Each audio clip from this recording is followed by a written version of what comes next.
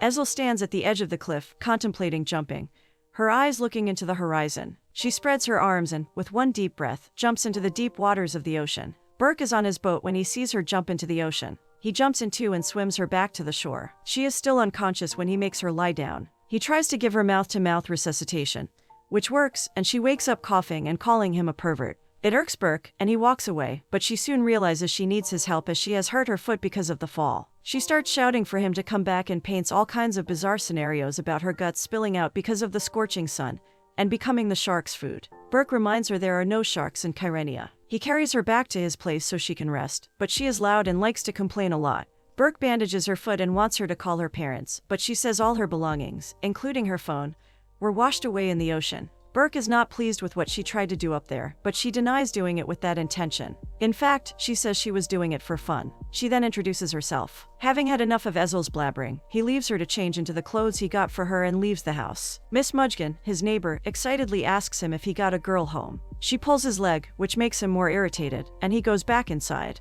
Ezel is already asleep on the couch after the tiring ordeal. Burke cannot help himself from noticing how innocent she looks while sleeping, unlike her garrulous personality. He puts a blanket on her but soon snaps himself to reality to not get swayed by the new feeling kindling inside him. He sits outside and soon falls asleep. After some time, he wakes up with a start and looks inside to see Ezel gone. By the time he reaches outside, she rides away on his motorbike. Miss Mudgkin laughs at his plight. His brother Jenko arrives, and the two set off in Jenko's car to search for Burke's bike and the thief girl who stole not just the bike but his iPod and clothes too. After searching the town for the entire afternoon and evening, Jenko takes it upon himself to cheer for his brother and takes it to his place. His wife, Bital, has cooked something special. At dinner, the topic of his marriage comes up. Bital is interested to know about the girl who took his bike. Burke could not believe Jenko spilled the beans in front of his wife, and now she wouldn't leave him alone. The next morning, Burke is woken up by some noise from the kitchen. He tiptoes his way to the kitchen with a fire poker in his hand, ready to tackle the intruder, but to his surprise, it is Ezel. She is cooking breakfast and doesn't hear him coming as she has headphones on and seems to really enjoy the music. Burke taps on her shoulder, which startles her, and she starts with her blebbing.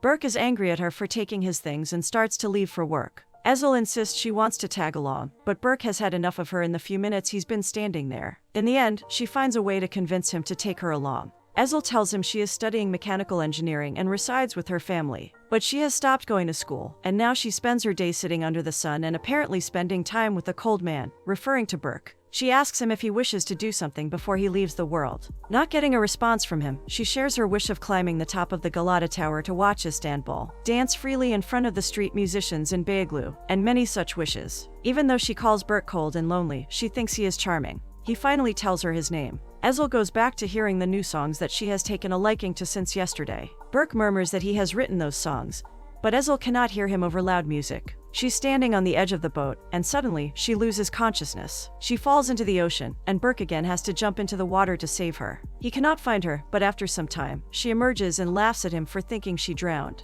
Burke gets irritated and gets back into the boat. He starts the motor and plans to leave her in the water, but her wailing and complaining make him give in, and he rides her back home. She invites him to meet her family, but he is reluctant. Ezel's grandma comes, and she doesn't take no for an answer. After all, he saved Ezel's life. The family tells Burke all about Ezel's crazy stories, and they are soon joined by Ezel's friend, Sevda, who is clearly crushing on Burke. Ezel doesn't like it, and Ezel's mom notices it. She signals his elder daughter to do something. Ezel's sister calls Sevda to help her with her son. The family doesn't know that Burke is a popular musician. Burke is in the town for some work when he meets with Kemal, the organizer of Akin's concert. Akin is a famous singer who is loved by teenagers. Kemal invites him to the concert and says he can bring anybody he wants. He asks Ezel, but with her, an entire group of women, including her mom and grandma, comes. They all are big fans of Akin. Ezel's nephew wants Akin's autograph, so Burke goes to meet Akin. Kemal greets him nicely, but his ex-manager, Serkan, talks to him sarcastically. Burke was a music producer back then, but now he has taken fishing as a career. His former manager is now Akin's manager. He passes a lewd comment on Ezel, and Burke punches the guy's face. It leads to an altercation, and Burke takes Ezel out of there. Burke is angry by what just happened.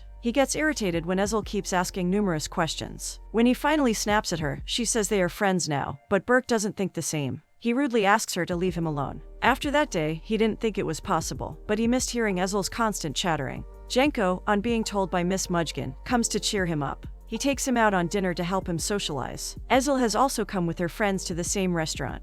Burke looks at her once but doesn't talk to her. His brother and Betal have set him up on a blind date, but he can't concentrate on what his date is saying because Ezel is sitting right in front of him, and he can't stop staring at her. Finally, his date decides to leave, seeing that he's not at all interested in her. Burke also decides to talk to Ezel and apologizes for yelling at her the other day. Ezel forgives him instantly. Akin to her jovial personality, she's soon called onto the stage to sing a song. Burke realizes she has a great voice as soon as she starts singing. Later, while sitting with his brother in a bar, they discuss how unique Ezel's voice is. Jenko suggests he start making records again, but Burke isn't sure as he will have to work on her voice before they can start recording. Serkin walks into the same bar and he isn't done with him. So in the heat of the moment, he challenges Burke that if he produces music and it sells 50,000 copies, he will quit his profession. Burke's confidence intimidates him, but he pretends to stay put. Burke takes Ezel out for dinner and asks if she's willing to work with him on the record label, and she agrees. She asks if these things take time, and Burke replies it is upon them. The harder they work, the faster they'll get it done. To celebrate the commencement of their project, they dance together to Ezel's voice. Ezel believes life is too short to waste on overthinking and not living in the moment,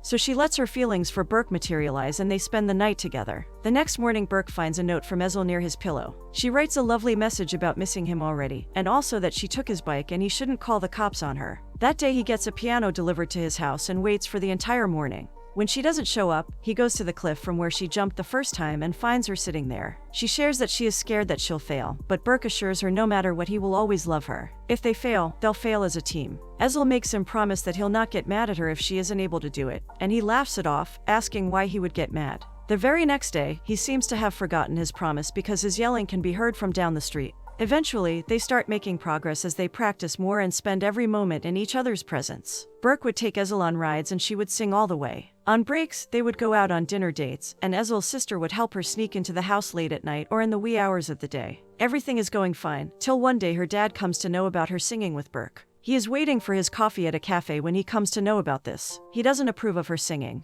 and while driving back, he sees Ezel with Burke on his bike. They stop and Ezel goes back with her dad. They stop at a gas station when Ezel starts bleeding from her nose and soon passes out. Her father, who is standing outside, comes running to her, scared for his daughter. He takes her to the hospital and the doctor tells him that Ezel had visited him a few months ago, complaining about dizziness, and nothing has changed since then. He then tells him that Ezel has a brain tumor. Whatever the doctor said after that is hazy in her father's mind because of the shock of knowing that his baby girl is terminally sick. Ezel soon wakes up and the father-daughter duo cry at how things have taken a turn. She tells him that she is in love and they have started working on something. She wants to finish it. Her dad allows her, but on the condition that she will start with the treatment soon. She promises and hugs her dad. Ezel comes to visit Burke after some days and shares the exciting news that her parents have approved of their relationship.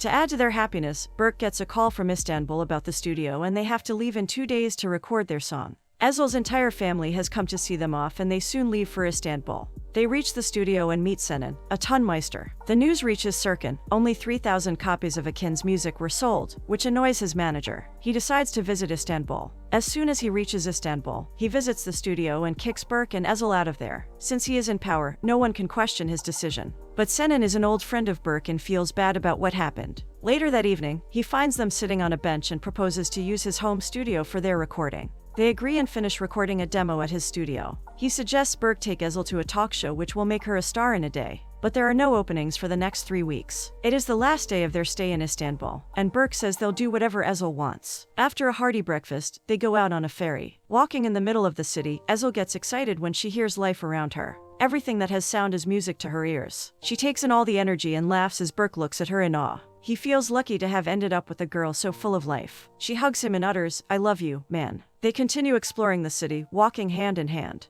And as they are doing so, Burke gets a call from Layla, the event manager, telling him that one of her guests canceled and they would like to give the spot to Ezel. Burke takes Ezel shopping for the show. Before the show, Burke surprises Ezel by arranging for her father to visit. His being there gives an extra boost of confidence to Ezel and she performs marvelously. Burke congratulates her after the performance and leaves her with her dad to thank Layla for helping them. Erza is done changing and is about to leave the green room when Serkin visits her and offers her work with him. Without a second thought, she accepts his offer and adds one condition. After she passes away, all her rights will be transferred to Burke. Serkin scoffs at the odd request, as Ezel is too young to pass away so soon, and agrees to the condition. She signs the contract and leaves with her dad without waiting for Burke. When Burke comes back to the green room, he finds Serkin there and asks about Ezel. He shows Burke the signed contract and tells him that she has gone back to Cyprus with her father and adds that she never wants to see Burke again. Burke runs to catch up with Ezel and reaches the airport. But the airport security won't let him in, so he calls out to Ezel, who is standing a few feet away from him, checking in. She turns back to see him once, before turning away from him and leaving with tears in her eyes. Burke stands there, astonished at what happened. He can't understand what has gotten into Ezel. Ezel has reached Cyprus, and she's very weak. Her father calls for a taxi, but she can't make it in and passes out. Her dad calls her mom, who was unaware of her daughter's condition. She reaches the hospital and wails after knowing her daughter's condition is worse than she thought. Her father thinks that Burke should know it too. A distraught Burke comes to meet Ezel, but he stays strong and doesn't show how much he's hurting. He says he never believed what Sirkin said and tells her they made it, which is enough to bring a smile to her face. He comes out of her room and bawls as he tells her family Ezel is asking for her blue dress. Her father volunteers to get it and walks with heavy feet and takes the most difficult journey a father can endure for his daughter. He cries as he remembers his young Ezel had made a promise to never leave him. He cries like a baby at the thought of his baby girl leaving him forever. Ezel comes out wearing the blue dress at the hospital. She cries as she hugs all her family, and in between sobs, she apologizes to her dad that she cannot keep the promise of never leaving him.